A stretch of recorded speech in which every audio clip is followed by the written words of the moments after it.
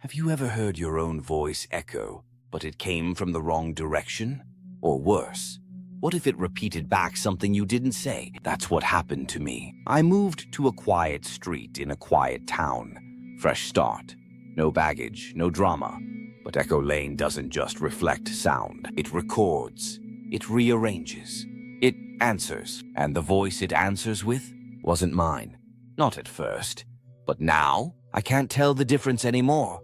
My name's Marcus Blackwell, 32 years old. High school English teacher. Recently divorced. I needed out of the city, too many memories, too many mistakes. Crestfield seemed perfect. Quiet, quaint, affordable. The listing said, Echo Lane, newly renovated. I remember the landlord's eyes when I picked up the key. He didn't ask questions, just said, "You'll like it there. Just try not to speak too much outside." I thought he was joking. The first few days were fine. Unpacking, cleaning, settling in. But the first real moment came on day 3. I was standing in the driveway, calling my dog, just a casual, "Come here, girl." And I heard it come back to me. Not an echo. It came from behind me, inside the house. I started noticing little things. Whispers, faint repeats, always delayed, always distant. I'd say something out loud, and a second later it would return, slightly different. Like someone repeating it to themselves, or correcting it. One night I stood in the kitchen and said, "I should go to bed."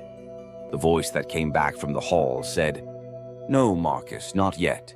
The voice was older, rougher. It had a knowing tone, like it had watched me before. That was the first night I didn't sleep. I became obsessed. I tested it with short phrases, then lies, then secrets.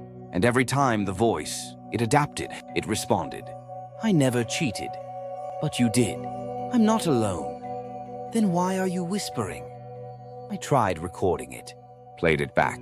The voice didn't match mine.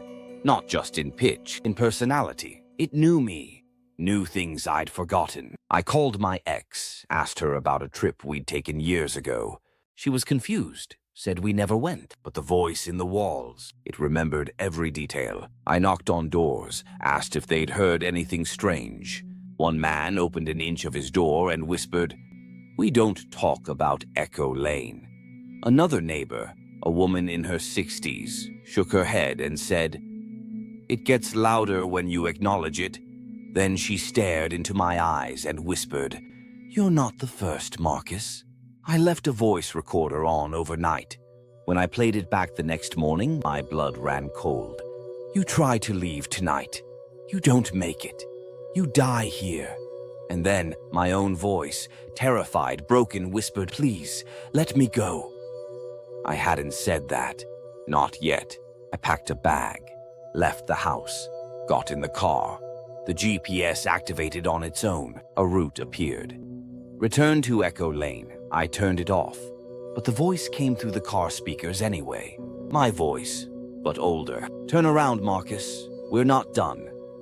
My car was found idling on the edge of town. Door open, engine on. No sign of me. Only my phone, still recording, resting in the seat. The final message? "You can't leave something you've already become." The house is occupied again. Young couple, newlyweds. The landlord didn't mention me. Didn't need to. Because now, their house has a new echo. What if Echo Lane isn't a street, but a memory loop? What if it feeds on voices, learns from them, becomes them? Maybe no one really leaves. Maybe everyone who speaks here is slowly overwritten, replaced by a version of themselves made from fragments, regrets, and whispered lies. It doesn't haunt you. It absorbs you. The real horror? You're still speaking, but it's not your voice anymore. Would you speak if you knew the street might remember it forever? Leave your theory in the comments. Subscribe to Unholy Reels for stories that whisper back.